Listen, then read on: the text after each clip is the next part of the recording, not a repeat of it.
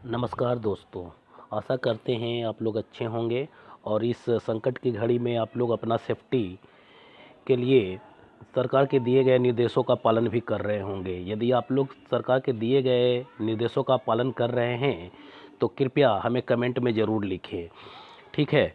क्योंकि आज हमारा जो देश है और हमारा देश ही क्या पूरा विश्व जो है कोरोना संक्रमण से काफ़ी प्रभावित हो चुका है और इसमें बहुत तरह का केवल निर्देश दिया जा रहा है और उन्हीं निर्देशों का पालन करके हम अपने आप को और अपने देश को कोरोना संक्रमण के प्रभाव से बचा सकते हैं, ठीक है?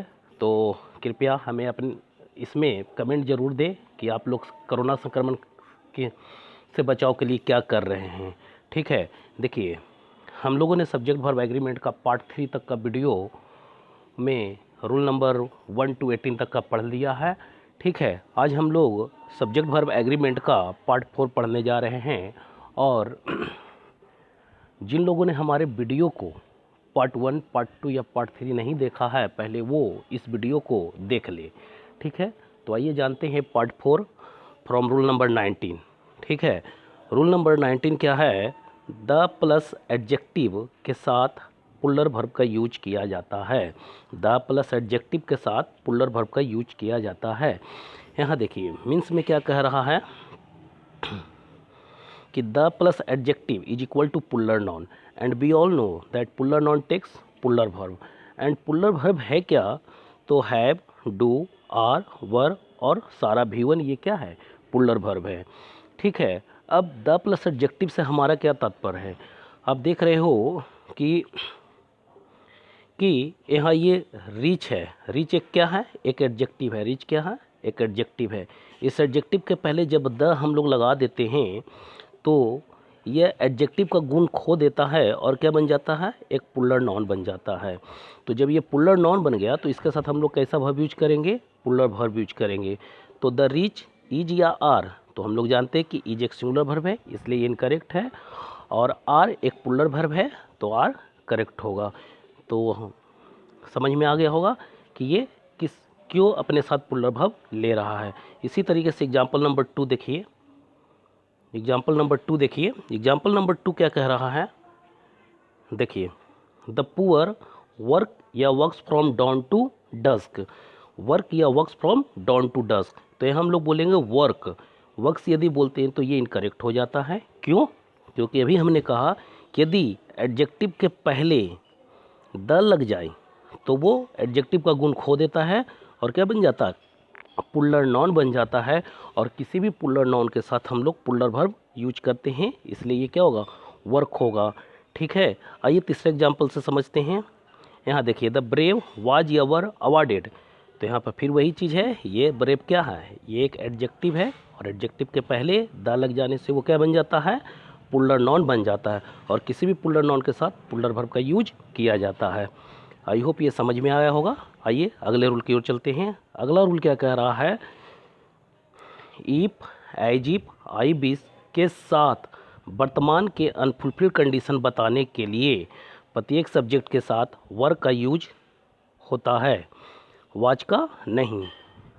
फिर देखिए मीन्स में क्या लिखा हुआ है? If, as if, I wish के बाद यदि कोई सब्जेक्ट होगा और उससे कंडीशंस का बोध हो रहा होगा तो हमेशा क्या यूज करेंगे? वर यूज करेंगे। यदि आप बाज यूज करते हैं तो वो 100% इनकरेक्ट हो जाता है। बस इतना ये पता होना चाहिए कि ये जो हम बात कह रहे हैं अनफुलफिल्ड कंडीशंस के लिए, वर्तमान के अनफुलफिल्ड कंडीशंस के लिए किया जा सकता है, ठीक है? आगे देखिए इसका एग्जाम्पल क्या कह रहा है?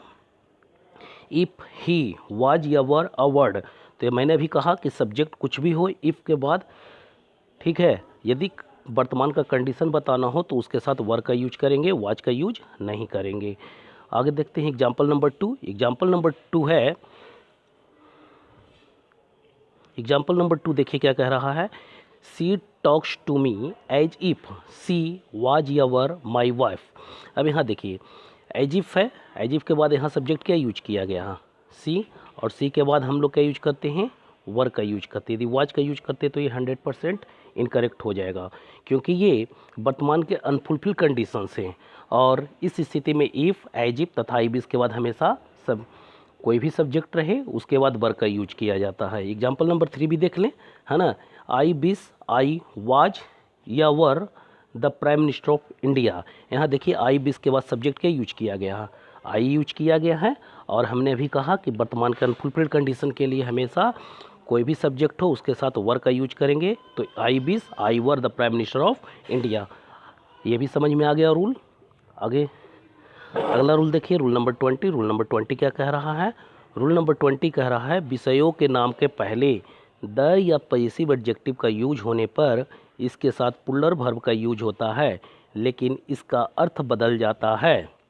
अब विषयों के नाम से क्या हमारा तात्पर्य है कि कोई भी सब्जेक्ट हो, ठीक है, तो उसके साथ उसके पहले द या पॉसेसिव एडजेक्टिव का यूज कर देंगे तो ये एक प्लूरल सब्जेक्ट का काम करता है। और किसी भी प्लूरल सब्जेक्ट के साथ हम लोग कैसा वर्ब यूज करते हैं? प्लूरल वर्ब का यूज करते हैं। लेकिन यहाँ इस सब्जेक्ट के साथ ये ध्यान रखना है कि यहाँ पर इसका मीनिंग चेंज हो जाएगा, ठीक है। मीनिंग में ज़्यादा परिवर्तन नहीं आता है, थोड़ा बहुत परिवर्तन आता है, लेकिन वही थोड़ा बहुत परिवर्तन की वजह से यहाँ मतलब चेंज हो जाता है। मीन्स में देख लीजिए, मीन्स में क्या कहना चाह रहा है, ठीक है। तो देखिए मीन्स में यहाँ लिखा हुआ है, मैंने कहा कि विषयों के नाम के पहले द या पॉसेसिव एडजेक्टिव का यूज होने पर उसके साथ प्लूरल वर्ब का यूज होता है। तो विषयों के नाम के पहले का मतलब क्या हो गया?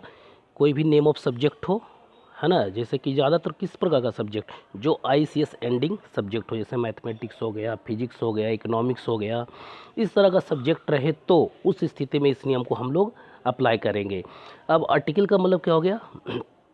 A and the. Possessive adjective का मतलब क्या होता है? माई, हिज, हर, आवर, योर, दियर, ये सारे पॉसेसिव एडजेक्टिव हैं। और नेम ऑफ सब्जेक्ट दिया हुआ, तो इस नेम ऑफ सब्जेक्ट के बाद हम लोग कैसा वर्ब यूज करेंगे? प्लूरल वर्ब यूज करेंगे। प्लूरल वर्ब हमारा क्या होता है? आर, हैव, डू, वर और सारा V1, ठीक है। अब आइए इसका एग्जाम्पल हम लोग समझते हैं। एग्जाम्पल यहाँ क्या कह रहा है? देखिए, माई मैथमेटिक्स इज या आर स्ट्रॉन्ग। यहाँ देखिए ये मैथमेटिक्स क्या है? एक सब्जेक्ट का नाम है ना। और इस सब्जेक्ट के पहले मैंने एक पॉसेसिव एडजेक्टिव यूज किया है माई। अब माई मैथमेटिक्स जैसे ही हमने कहा, अब यह मेरा गणित नहीं बल्कि इसका मतलब क्या हो जाता है? मेरा गणितीय हिसाब। और जब मेरा गणितीय हिसाब हो गया तो इसका मीनिंग चेंज हो गया थोड़ा बहुत, ठीक है। लेकिन अब यहाँ हम इसके साथ अब सवाल उठता है कि किस प्रकार के वर्ब का यूज किया जाए। तो अभी हमने कहा कि जैसे ही ICS एंडिंग सब्जेक्ट के पहले आर्टिकल या पॉसेसिव एडजेक्टिव लग जाए तो उसके साथ प्लूरल वर्ब का यूज किया जाता है। तो माई मैथमेटिक्स आर करेक्ट होगा, इज इनकरेक्ट होगा, ठीक है। अब दूसरा एग्जाम्पल देखते हैं। दूसरा एग्जाम्पल क्या कह रहा है? दूसरा एग्जाम्पल कह रहा है हिज फिजिक्स वाज या वर गुड। अब यहाँ हिज फिजिक्स, यहाँ फिजिक्स क्या है? एक सब्जेक्ट का नाम है, ICS एंडिंग सब्जेक्ट का नाम है, और इसके पहले भी एक पॉसेसिव एडजेक्टिव यूज किया गया है।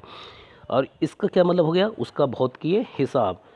तो अब यहाँ पर इसके साथ हम लोग क्या यूज करेंगे? वाज या वर। तो अभी हमने कहा कि विषयों के नाम के पहले पॉसेसिव एडजेक्टिव का यूज होने पर उसके साथ प्लूरल वर्ब का यूज होता है। तो वाज एक सिंगुलर वर्ब है और वर एक प्लूरल वर्ब है, इसलिए इसके साथ वर करेक्ट होगा।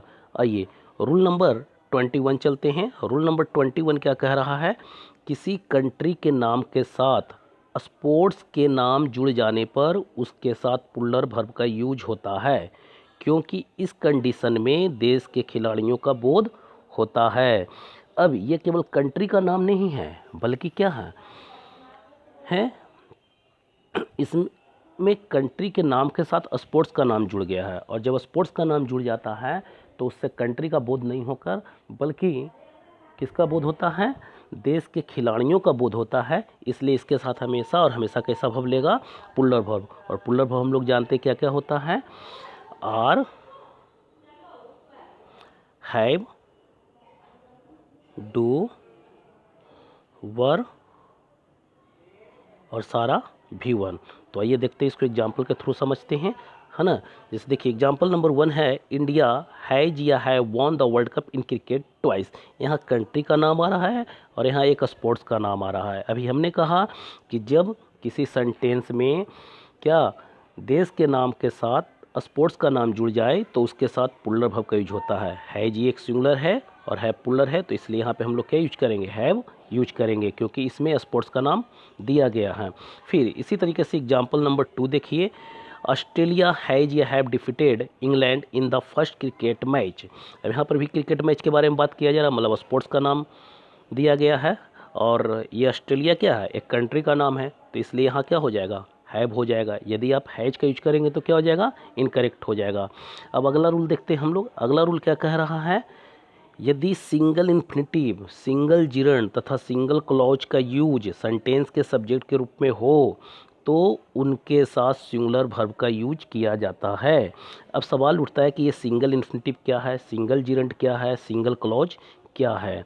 आपके मन में सवाल उठ रहे होंगे, ठीक है। तो इसका यहाँ ये मीन्स में ये कंसेप्ट हम क्लियर कर दे रहे हैं, ठीक है। देखेंगे, सिंगल इन्फिनिटिव का मतलब होता है 2 + V1, सिंगल जिरंड का मतलब होता है वर्ब प्लस ING, और सिंगल क्लॉज का मतलब क्या होता है, जिसमें एक सब्जेक्ट, एक वर्ब और एक ऑब्जेक्ट हो, उसको हम लोग क्या कहेंगे, सिंगल क्लॉज कहेंगे। और जब इन सभी का यूज सेंटेंस में सब्जेक्ट के रूप में होगा तो इसके साथ कैसा वर्ब यूज करेंगे, सिंगुलर वर्ब। अब सिंगुलर वर्ब किसको कहते हैं, तो इज, हैज, डज, वाज और सारा V5 को हम लोग सिंगुलर वर्ब कहते हैं। बस इन सारे लिस्ट को आपको माइंड में रखना है, चाहे सिंगुलर वर्ब हो चाहे प्लूरल वर्ब हो, और सब्जेक्ट का सिंगुलर हो या प्लूरल ये तो आपको कंसेप्ट हम बताते ही रहते हैं कि जिससे किसी एक व्यक्ति या वस्तु का बोध होता है वो सिंगुलर सब्जेक्ट होता है, और जब एक से अधिक व्यक्ति या वस्तु का बोध होता है तो वो प्लूरल सब्जेक्ट होता है। आइए तो इसका एग्जाम्पल देखते हैं सिंगल इन्फिनिटिव से। देखिए यहाँ टू स्मोक इज या आर इंजूरियस टू हेल्थ। यहाँ देखिए टू स्मोक, ये 2 + V1 है, मतलब ये सिंगल इन्फिनिटिव है, और ये क्या काम कर रहा है सेंटेंस में, एक सब्जेक्ट का काम कर रहा है। और जब सिंगल इन्फिनिटिव है तो वो कैसा सब्जेक्ट होता है, सिंगुलर सब्जेक्ट होता है। सिंगुलर सब्जेक्ट जब होता है तो हम लोग कैसा वर्ब यूज करते हैं, उसके साथ सिंगुलर वर्ब यूज करते हैं, इज। यदि आर यूज करेंगे तो क्या हो जाएगा, इनकरेक्ट हो जाएगा। इसी तरीके से देखिए एग्जाम्पल नंबर 2 में स्मोकिंग, ये क्या है, एक जिरंड है, और किसी भी जिरंड, और ये कैसा जिरंड है, ये सिंगल जिरंड है। देखिए ये वर्ब है और वर्ब प्लस ING क्या होता है, सिंगल जिरंड होता है। अब इसके साथ सवाल उठता है कि सिंगुलर वर्ब यूज करें तो प्लूरल वर्ब, तो सेंटेंस के सब्जेक्ट के रूप में होने पर हम लोग क्या यूज करेंगे, इसके साथ सिंगुलर वर्ब यूज करेंगे। तो स्टिंक V1 है, और V1 क्या होते हैं, सारे प्लूरल फॉर्म होते हैं, और V5 हमारे क्या होते हैं, सारे सिंगुलर वर्ब होते हैं। तो इसलिए हम लोग क्या यूज करेंगे, स्टिंग्स। यदि स्टिंग यूज करते हैं तो ये 100% इनकरेक्ट हो जाता है। एग्जाम्पल नंबर 3 देखिए इसका। एग्जाम्पल नंबर 3 कह रहा, where he goes every day is या are not known to anyone. तो अब यहाँ सवाल उठता है कि इसमें क्लॉज क्या है। तो देखिए ये हमारा क्लॉज क्या होता है, जिसमें एक सब्जेक्ट होता है, एक वर्ब होता है, वो हमारा क्या होता है, एक क्लॉज होता है। तो देखिए यहाँ एक सब्जेक्ट है, एक वर्ब है, तो इस स्थिति में ये सेंटेंस में सब्जेक्ट का काम कर रहा है, तो इसलिए इसके साथ हम लोग क्या यूज करेंगे, इज यूज करेंगे। यदि आर यूज करते तो क्या हो जाता है, इनकरेक्ट हो जाता है, ठीक है। आइए रूल नंबर 23 क्या कह रहा है, जो देखिए रूल नंबर 23 है। देखिए रूल नंबर 23 है, डबल इन्फिनिटिव, डबल क्लॉज तथा डबल जिरंड का यूज सेंटेंस के सब्जेक्ट के रूप में जब एंड से जोड़कर किया जाता है तो उसके साथ प्लूरल वर्ब का यूज होता है। अब यही चीज़ का जब हम लोग सेंटेंस में डबल कर देते हैं, कहने का मतलब क्या है कि जब एंड से 2 इन्फिनिटिव जुड़े हुए हों, एंड से 2 जिरंड जुड़े हुए हों, या एंड से 2 क्लॉज जुड़े हुए हों, तो इस स्थिति में उसके साथ हम लोग कैसा वर्ब यूज करते हैं, प्लूरल वर्ब यूज करते हैं। देखिए एंड के पहले ये पहला इन्फिनिटिव हो गया, एंड के बाद ये सेकंड इन्फिनिटिव हो गया, एंड के पहले ये सिंगल जिरंड हो गया, एंड के बाद ये एक सेकंड जिरंड हो गया, एंड के पहले ये पहला क्लॉज हो गया, एंड के बाद ये सेकंड क्लॉज हो गया। और जब एंड से 2 इन्फिनिटिव जुड़े हुए हों, एंड से 2 जिरंड जुड़े हुए हों, या एंड से 2 क्लॉज जुड़े हुए हो, तो इस स्थिति में उसके साथ हमेशा प्लूरल वर्ब का यूज करना है। प्लूरल वर्ब हमारा क्या होता है, आर, हैव, डू, वर और सारा V1। अब इसको भी हम लोग एग्जाम्पल से समझते हैं।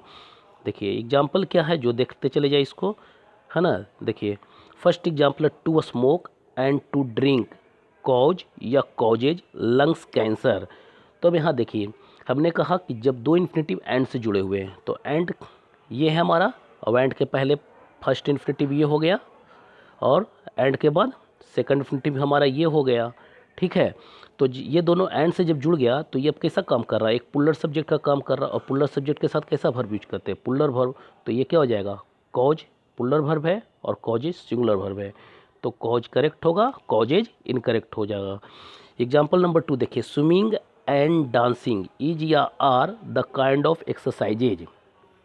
यहाँ एंड से 2 जिरंड को जोड़ा गया। पहला जिरंड कौन है, पहला जिरंड हमारा स्विमिंग है, दूसरा जिरंड कौन है, एंड से जुड़ा हुआ डांसिंग है। अब जब ये दो एंड से जुड़ गए दो जिरंड, तो इसके साथ हम लोग कैसा वर्ब यूज करेंगे, पुल्लर वर्ब। तो यहाँ इच की जगह क्या हो जाएगा, आर हो जाएगा।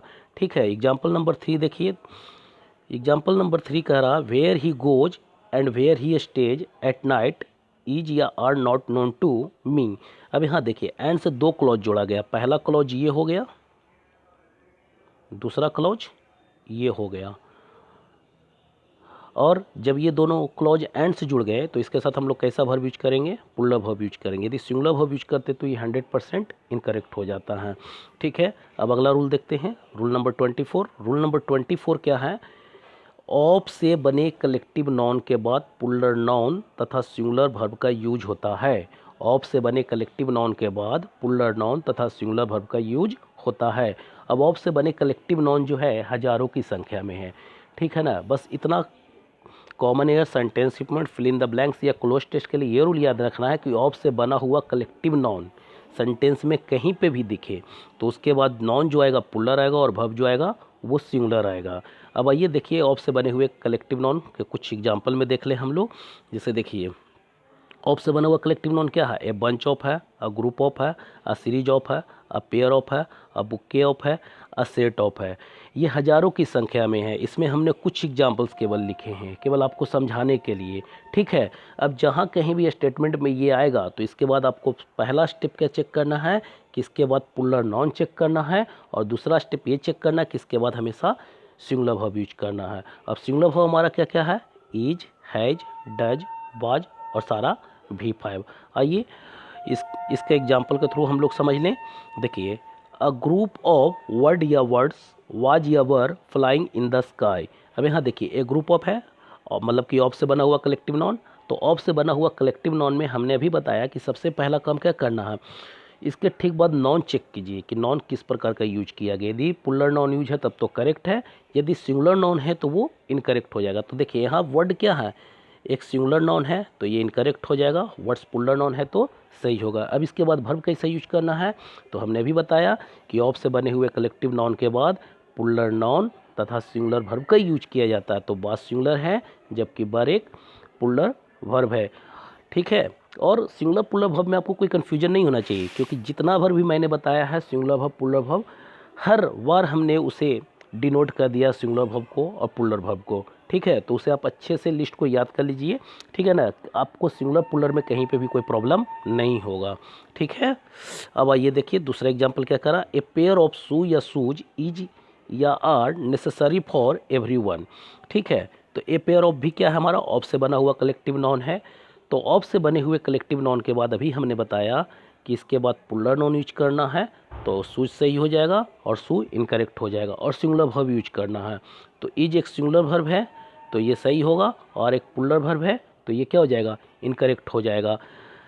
आज पार्ट 4 में इतना तक ही है। अगला पार्ट 5 में हम कोशिश करेंगे कि सारा रूल्स को, सब्जेक्ट वर्ब एग्रीमेंट के सारे रूल्स को क्या कर दे, फिनिश कर दे।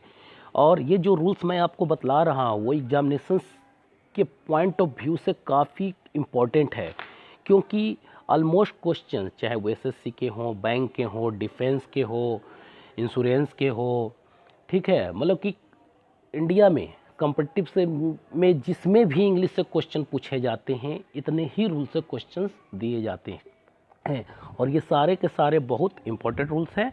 और इसको आप ज़रूर से नोट डाउन कर लीजिए, उसको याद कर लीजिए, इस पर अधिक से अधिक प्रैक्टिस कीजिए। ठीक है, ताकि आपको कोई प्रॉब्लम ना हो क्वेश्चन सॉल्व करने में। Thanks for watching.